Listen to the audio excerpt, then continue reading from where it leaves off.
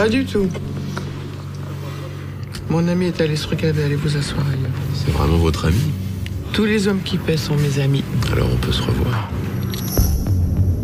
Ce roman, je l'ai lu quand j'étais vraiment très jeune, 13-14 ans. Et ce qui est à peu près le moment où j'ai décidé réellement de devenir cinéaste, en tout cas d'essayer de l'être. Et donc, la lecture de ce roman s'est mise presque mécaniquement en rapport avec ce vœu d'être cinéaste, et ça me met des costumes déments jusqu'à maintenant. Donc, ça a suivi son chemin pendant un bon temps. J'ai juste besoin de votre nom. Eva. Parfois, je me dis que tu serais capable de tuer quelqu'un. C'est tout pour aujourd'hui? Non, c'est pas tout. Je t'ai filé 20 000 € d'avance et je vois toujours rien venir. Tu m'avais promis une nouvelle pièce clé en main après maintenant. J'ai dû rêver. Je me suis lancé dans un roman. C'est l'histoire d'une prostituée dans une ville de province. Elle rencontre un jour un type qui devient fou d'elle. T'as baisé avec une pute, c'est ça?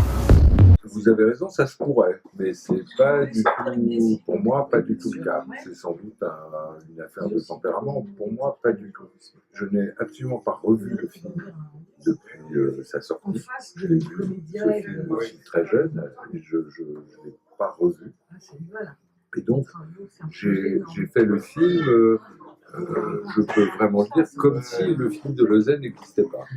Mais c'est un exercice que j'aime bien parce que il y a peu de temps j'ai fait un film après On a une femme de chambre de Mirbeau que Renoir puis Buñuel avait porté au cinéma, et ça ne me gênait pas plus, ne serait-ce que parce que les deux films de Buñuel et de Renoir étaient si différents que je me disais que le mien serait aussi différent des deux autres que les deux l'étaient chacun l'un pour l'autre.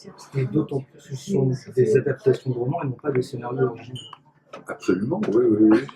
Mais vous voulez dire quoi quand vous me dites ça? Non, j'ai par rapport au scénario original. Oui. Non, je veux dire, là on parle effectivement de romans, donc je pense que, par exemple, on ne va pas se poser peut-être la question, effectivement, de savoir si on peut réadapter les trois mousquetaires. Oui, voilà. Donc, Mais c'est un cas, oui, je comprends, mais c'est un cas finalement presque un lieu commun cinématographique. Il y a, vous parlez de trois mousquetaires, mais on pourrait parler de Madame Bovary, de je ne sais quel, de l'idiot, et beaucoup d'autres romans qui ont fait l'objet de beaucoup de films. Donc c'est ça de toute façon toujours intéressant de voir à partir de quelque chose qui existe, un roman, un livre, des metteurs en scène très différents, fabriquer chacun un film autant que possible singulier, original. Peut-être qu'au cinéma l'originalité est d'autant plus grande qu'on part de figures, je dirais pas imposées, mais en tout cas très posées. Le type va vite se rendre compte qu'elle est froide, calculatrice, menteuse, égoïste, et il décide de la battre à son propre jeu. Vous vivez seul? Oui. T'arrêtes pas de me mentir, j'en ai marre. Je supporte pas que tu me prennes pour une conne. Le type va tout faire pour qu'elle tombe amoureuse de lui. Eva, c'est votre vrai prénom? Qu'est-ce que ça peut vous faire? Comment je m'appelle? Ça m'intrigue. Ce genre de bonne femme est incapable d'être amoureuse. Justement, le public va se dire la même chose. Est-ce qu'il va réussir à la piéger? Ou non? Chase, à sa façon, est un archétype de ce qu'on appelle le roman noir.